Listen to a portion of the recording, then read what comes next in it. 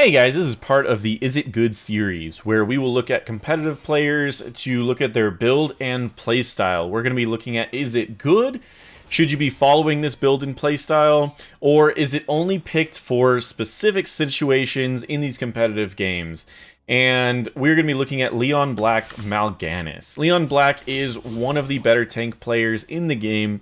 He has been known for a long time as a streamer that is, I'd say, one of the larger streamers that is in Heroes of the Storm, and he's been playing tank for a long time.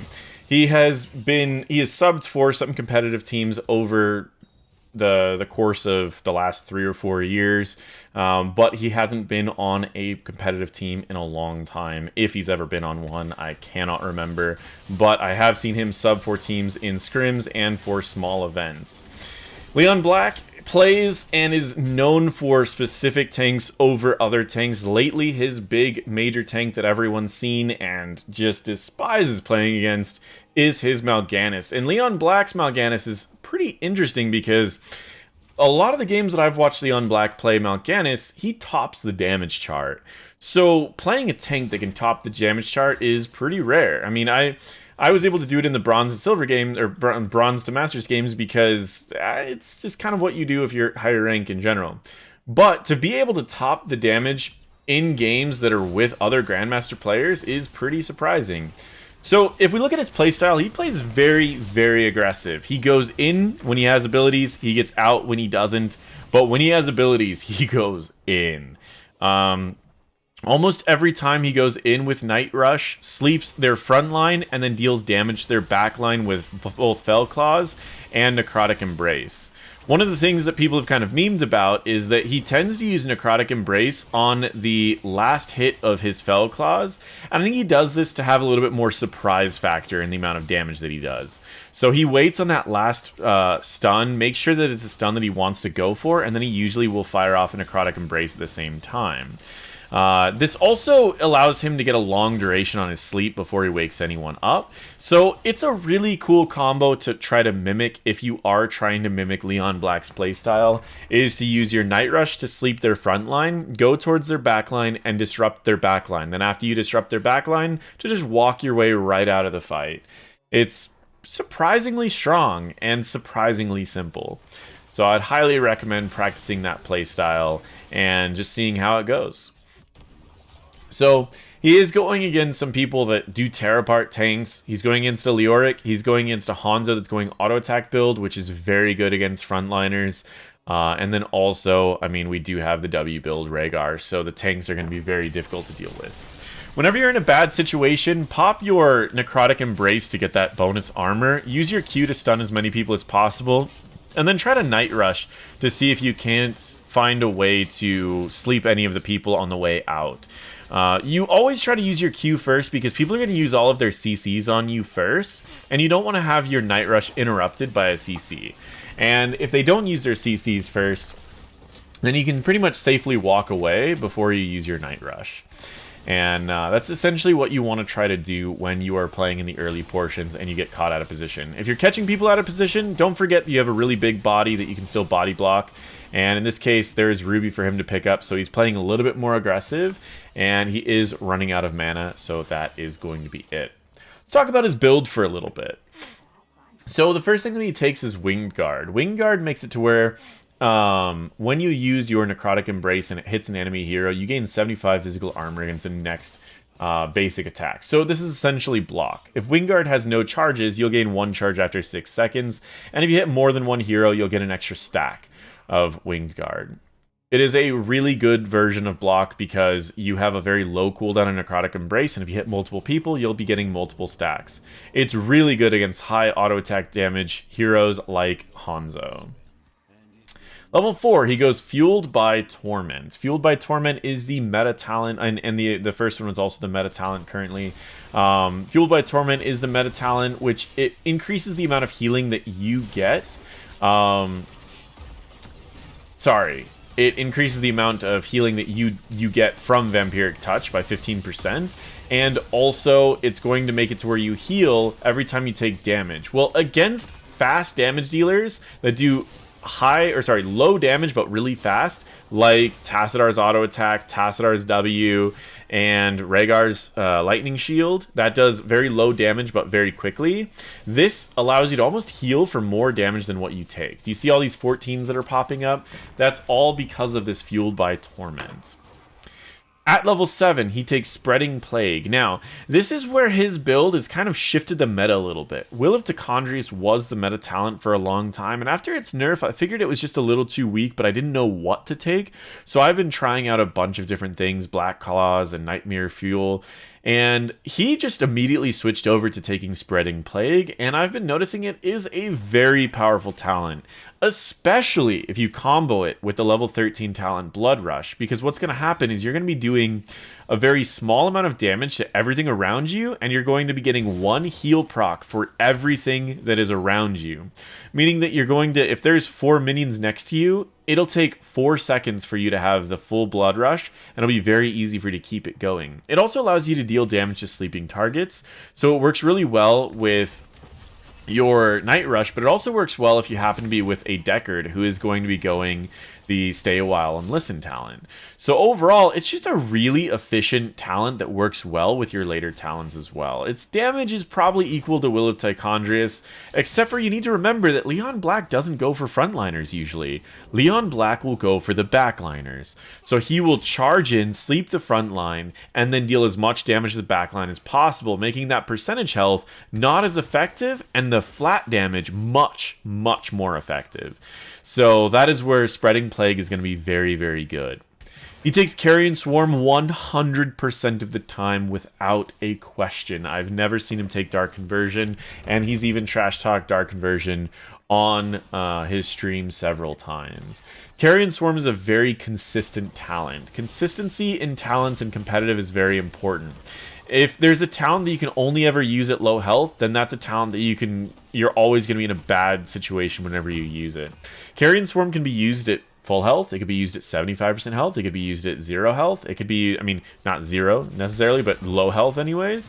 And it's going to heal you and do damage, and it makes you invulnerable during that time. So you can deal damage and stay right next to the enemies while not having to worry about any form of CC after you cast the ability. They quickly took out Mockery, which is going to reset Redemption if it wasn't already reset. And they're going to be able to jump on just about whoever they want to. He uses Carrion Swarm to gain to make it to where he can't be slowed down by the totem. That Carrion Swarm allowed him to lead to that kill, and it also allowed him to set up for further fights. And this is going to give them a dominant showing for this game. He's been able to set up pretty much every kill for his team, and also just be so annoying that his team's able to get the majority of the objectives for free. As we start approaching the later portions, the early portion of the game, he plays as aggressive as he wants to. As we start approaching the later portions of the game, he does play a little bit safer.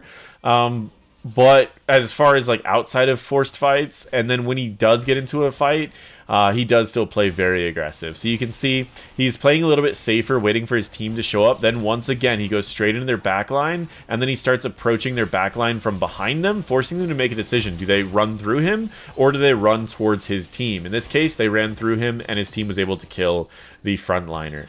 His aggressive playstyle is working so well and forcing the enemy's backline back so much that there's almost nothing that they can do about it. They need so much more damage to deal with him, or else they're essentially just going to get pushed away every single time. He then just takes some free hits for his team, allows him to push in those extra sappers, and goes for that value there. Now we see that he does have that Blood Rush talent. So we will be watching the stacks down here. It goes to a max of 15% movement speed. So you can move about half of a mount speed during a team fight and reposition in fights very easily. This allows you to really scare off their backline. Look how fast he increases these stacks. It counts for every set of self-healing, and you get self-healing for all the damage that you do. So you can stack this up very quickly, and once you get in a fight, it stays stacked up almost indefinitely. So this allows him to almost permanently have 15% movement speed during these fights.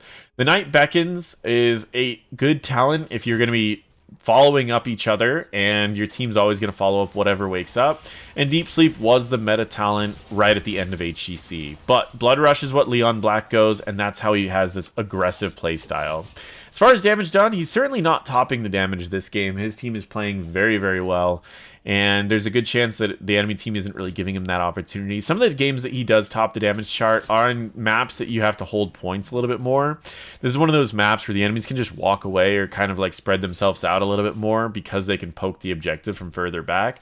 But that doesn't stop him from playing such a dominant playstyle and just absolutely winning every single team fight without question.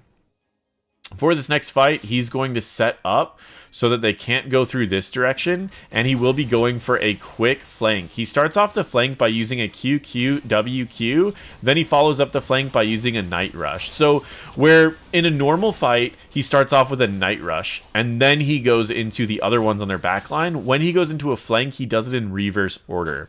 The reason is because he wants to start off with a stun that his team's going to be able to not wake up. Then he follows up with a Night Rush to catch whatever people out of position that are left, followed by he heals all of his health back with Necrotic Embrace, and he still has his ultimate available if he wants to use it to try to finish someone off. In this case, he body blocks the Rhaegar, takes the Rhaegar out with a quick auto attack, and he's still very healthy. His team has the objective if they want it, and he's also going to try to push in these extra objectives. He can simply just pop his ult right here, walk around, or he can try to kill off the Leoric. In this case, they're able to kill off the Leoric with damage over time. They win the objective, and they push in a couple sappers. As we start approaching the late game, the playstyle of Malganis gets surprisingly more aggressive. Normally, people will get safer as people get more opportunities to do more damage, but in this case, Malganis is getting Plague Bats, which means that he gets to do a huge portion of damage to the backline when he dives in, allowing him to have that higher chance of killing their backline, and it's also going to trigger more sets of heals, which is going to instantly give him that 15% movement speed, allowing him to reposition during these fights. Now his only real problem is mana. If he has a mana problem, that's the only way he's going to have any trouble in these fights. He's going to be able to survive so much. High CC teams are normally the counter to Malganis' playstyle, but when you start getting into these late fights, trying to keep your team alive as long as possible is also an option because Malganis will last a long time, but he will run out of mana. So Leon Black figures that his mana is getting low. He goes back, grabs a fountain. Even though he's at full health, he still grabs a fountain just to get his mana back up. He knows that he can get his health up on his own or with the help of Deckard Cain, and he won't need that.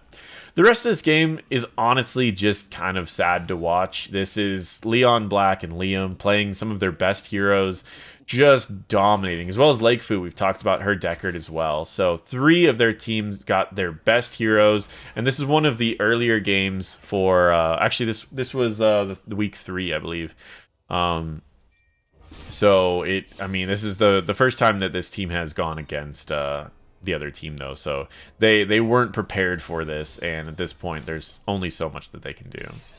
So they decided to go with a more aggressive approach with Lunara and Yrel denying off on the right side. He covered a little bit of the extra soak that was needed, and Li Ming is going to be in the bottom stalling out that objective. They play aggressive, so once again he's walking in first with the Q, and then he's going to be going with E because their front line isn't necessarily there anymore. Because Joanna's down in the bot, he doesn't need to use his E to go in. He uses his Q to go in, does a bunch of damage, pops his ult, and he tries to take out this one because he does have that extra 15% movement speed, but he isn't able to actually get it. And that extra 15% movement speed also really helps out during that ult. So he zones this out so that his team, even though his team's very low health, he's able to zone out 3 people by himself, and his team's able to get a little bit healthier because of Lakefu's healing, and they are able to... I don't know if they actually grabbed this objective. I thought they did. Yeah, they do. And there we go. He does do a Q, a W, take out the Leoric. They grab the one on the right. They grab the one on the left. And that will equal 10 damage. They don't even need to worry about the one that's down at the bottom that Li Ming and Joanna have been fighting over for the last minute. So let's go over the build one more time and talk a little bit about the talents that he picked up. He goes Winged Guard at level 1. This could be because he's going against Hanzo, but honestly, I've seen him take this talent almost every single time. He just really likes this talent. Fueled by Torment, he takes against the majority of people as well. It increases the amount of self-healing that you're doing. Spreading Plague, we've talked about the reasons for this. Carrion Swarm, we've talked about the reasons for this. Blood Rush, well, you've seen the value of this talent, especially during Carrion Swarm. Plague Bats, once again, very powerful talent. Finally, at level 20, he usually goes Seeker Swarm, allowing him to sleep targets after he hits them with the Carrion Swarm. That is LeonBlack's Malganis. Is it good? It is very, very good. This is a playstyle I think everyone should try to mimic. This is a build that I think everyone should try to mimic. It is a really, really powerful hero. The downside is that its engage is a little weak. It's only good when both teams are trying to engage at the same time. But if you're on a map like Tomb the Spider Queen, where the enemies could simply just walk away and then poke and walk away, this is going to be a rough one to set up fights with. And it's not because of this build, it's just Malganis in general. But other than that, Malganis is a very powerful tank right now in the meta, and this particular build is a very good one to follow. Thank you guys so much for watching, and feel free to check out some of my other videos, especially more videos in this series, and also check out CCL Season 2, which should be around May.